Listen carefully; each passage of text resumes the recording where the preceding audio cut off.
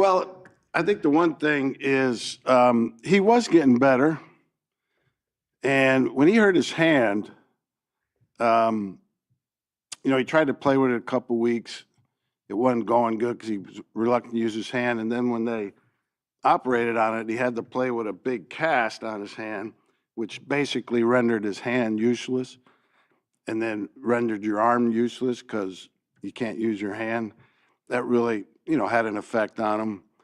And, we just come out of draft season, and first thing you see when they put a guy's name up on the board, his hand size, his arm length, well, he lost all that.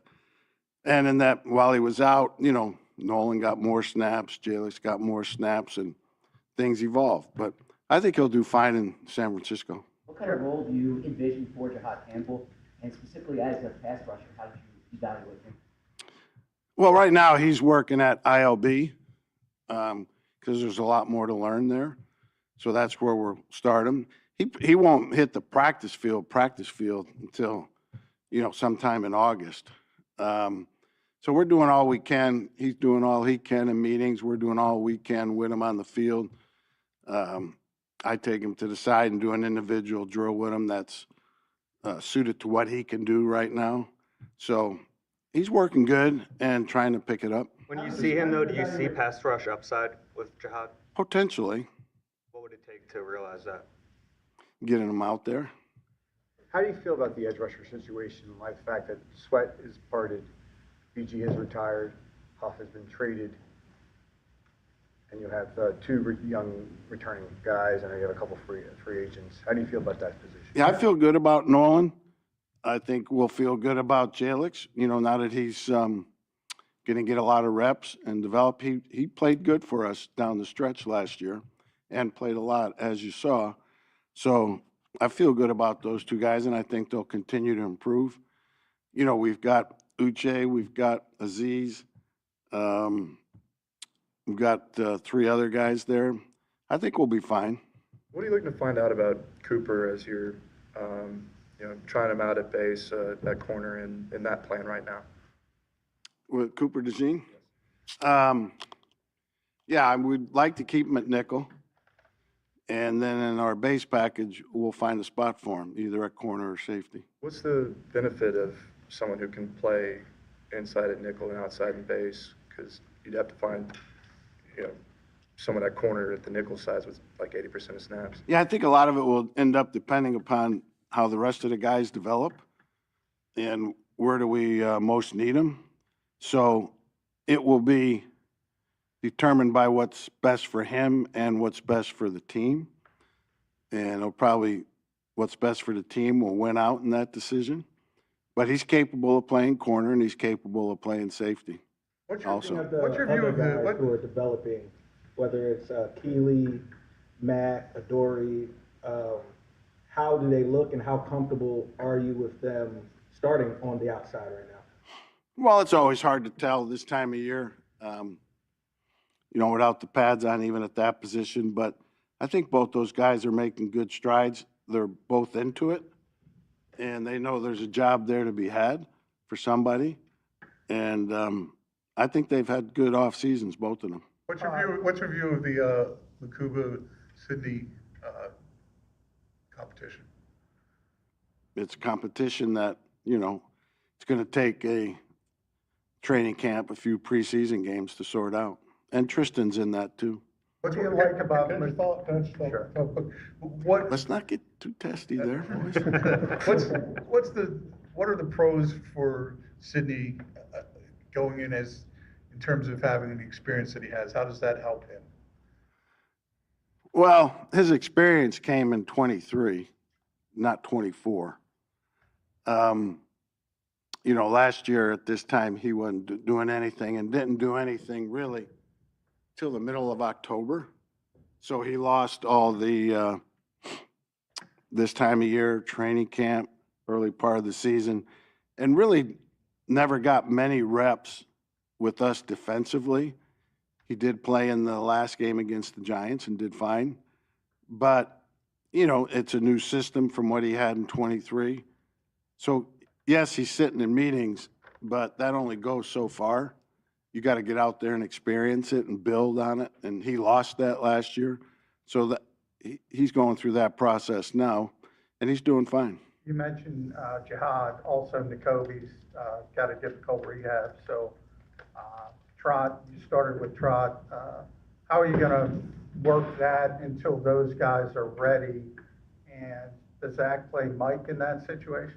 Yeah, well, Zach can play either spot. Again, that will, just like with Cooper, wherever we need him the most, what's best for the team, which will be determined some by who the next guy is until N'Kobe comes back, which, you know, he won't be back for a while. You know, that'll be TBD, you know, that'll be a good question after 2 preseason games. What do you like about the idea of Cooper at safety, and what will go into determining whether he plays at safety or the outside? Well, I think he would play very well at safety. I think it suits his skill set, things that he does well. I just think he would do very well in there. How many, you guys, we played 21 games last year. How many base snaps do you guys think we played? 20%. 75? No, you're way off. 30. It's like 10%, 15% around. Yeah, about 160 total. So- Is that part of your philosophy of having your 5 best defensive backs out there in the secondary, no matter? Well, in last year's case, we evolved to that because once Cooper started to play very well, it got him on the field more. It was a much better fit for our edge guys. They could play nickel end instead of having to play 3-4 outside backer. So last year, it was a good fit for where we were personnel-wise. This year, that could change. Where did you Drew? factor into the decision to have Jordan Davis pick up his 5th-year option? And what does he need to do in his 4th year to warrant that decision? Yeah, I mean, I didn't have anything to do with that decision. You know, that's Howie's. But Jordan last year, I would say the last 7 or 8 games, including the playoffs, played very well down the stretch. And I think that's carried over into this offseason. And I anticipate it carrying over into the season. I think he's in the best shape that he's ever been in, which he kind of got into late in the season last year, and he's carried it over. So I think he's going to do very well for us this year. You don't typically see that. Can I just follow up real quick on that? You don't typically see guys get in their best shape late into the season. Why did it take so long for him to get in his best shape? We could be here a long time for that. Just, you know, it's, for some guys it takes time, but I'm ducking that question. How has Davis evolved as a pass rusher? Davis, how has he evolved as a pass rusher? He got better towards those last 7 or 8 games. He really did. And you saw it in practice first, you know. Unlike a lot of people think you don't need practice, you do need practice. And he showed it in practice first, and then it carried over into the games. And so I think he realized that, felt it, felt good, and he's just carried it over all off season. In terms of Jalen Carter, Jalen played over 1,000 snaps last year. On the offensive side of the ball, Nick's gotten questions about, Saquon's usage, heavy usage last year. Is that something you have to consider going forward with him, and you're making sure that, he's able to play at a high level, not putting too many snaps on him? Well, in Jalen's case, the 2 plays he had at the end of the Rams game, which everybody has alluded to many times, those were his 68th and 69th snaps in that game. I don't mean from obviously he showed that he was well conditioned last year. I just mean from the perspective of, long term, if he's playing an extreme number of snaps every year, do you worry that his performance could drop off? He's still a young pup. And to follow up on that, in terms of Jalen Carter, year 3, Jeremiah Trotter Sr. said on WIP yesterday that he's been hearing from some folks that Jalen doesn't even know how to play the position yet. It was a complimentary fashion in a sense to say that he doesn't even know how to play the position yet, sky's the limit. What's your thoughts on that? I agree with the, with the point he's trying to make.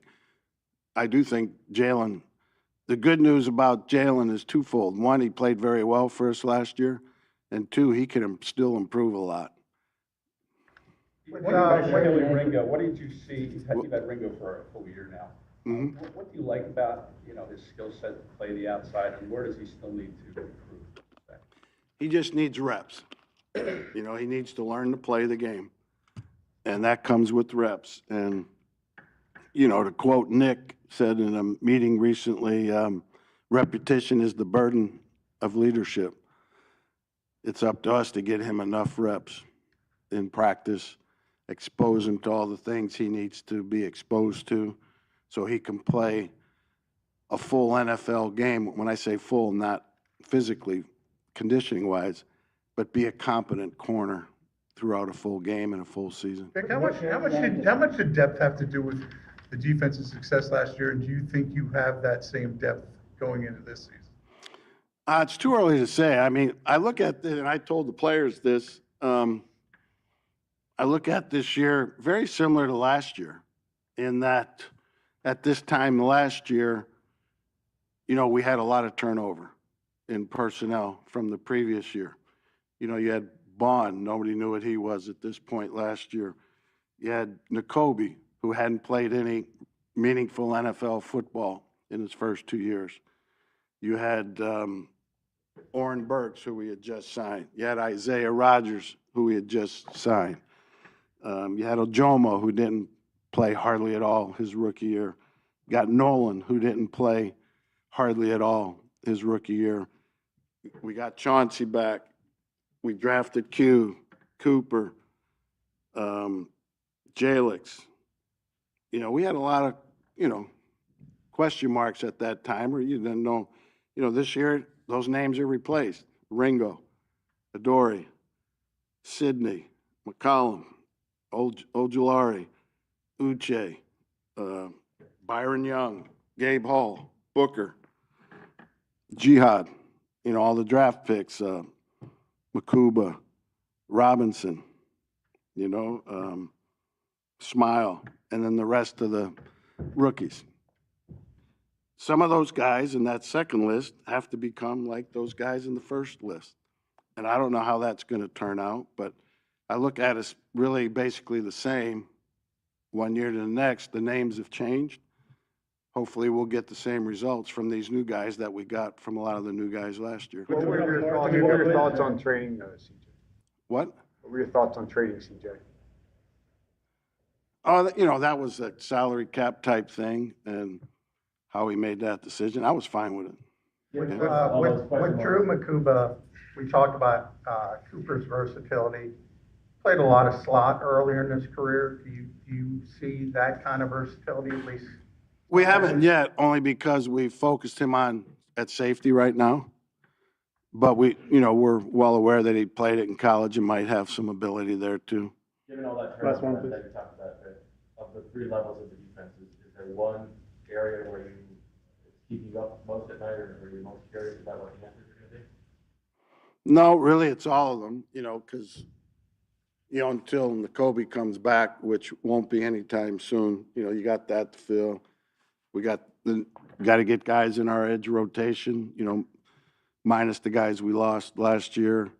You got to replace Milt, and his snaps, which I think will be done with guys we already had here, with the addition of Robinson. Obviously got to have starting safety, a starting corner. So it's kind of spread equally. The one that matters most?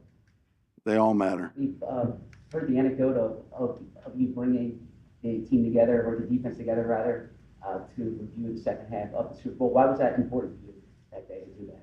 That was fake news. Yeah, never did that.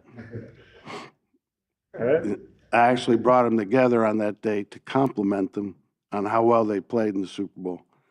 There was not a negative word spoken. Glad we clarified that. Huh? I'm glad we clarified that. Fake news. Thanks, guys. Okay.